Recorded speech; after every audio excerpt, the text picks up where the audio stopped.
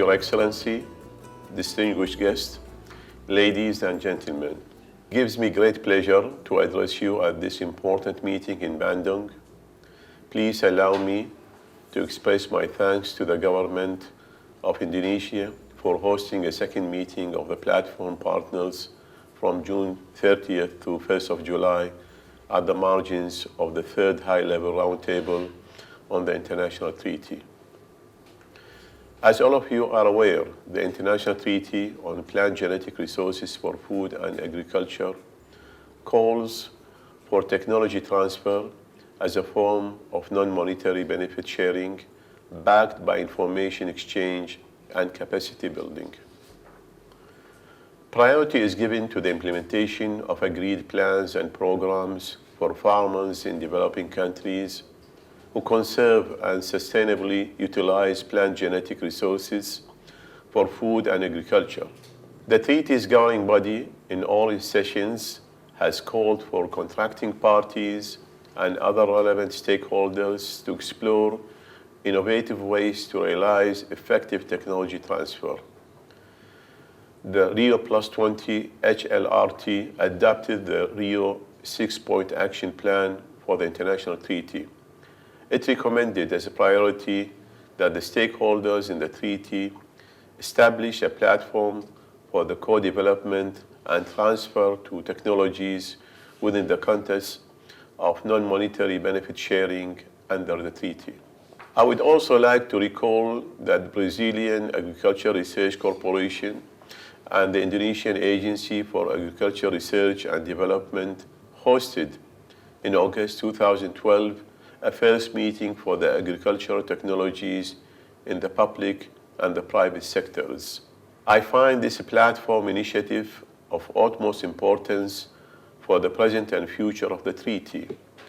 Technology co-development and transfer are more necessary today than ever in order to enhance the capacity to use plant genetic resources for food and agriculture for plant breeding through modern tools and traditional varieties and with the essential participation of farmers. I'm pleased to note that the third HLRT will be informed of the outcomes of the Bandung meeting on July 2nd, and so will the high-level segment of the United Nations Economic and Social Council through a panel discussion in Geneva on the 4th of July 2013.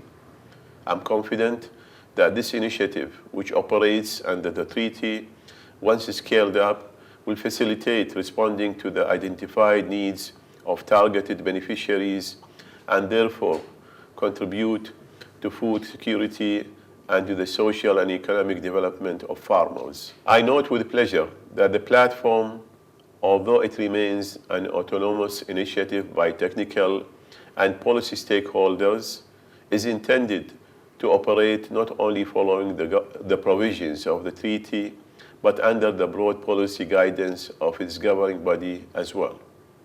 The platform is a dynamic initiative by a group of action-oriented technical and policy institutions which take up the challenges embedded with the treaty and develop a coherent program of activities in the framework of a multi-governmental process in a spirit of mutual cooperation. I'm certain that the platform proponents will succeed in their endeavors, and it is my hope that this dynamic model of partnership will be an example to follow for the future advancement of the treaty objectives by the global agricultural community. I'm confident that at its forthcoming fifth session that will be hosted by Oman, the governing body will exercise such guidance with wisdom and vision.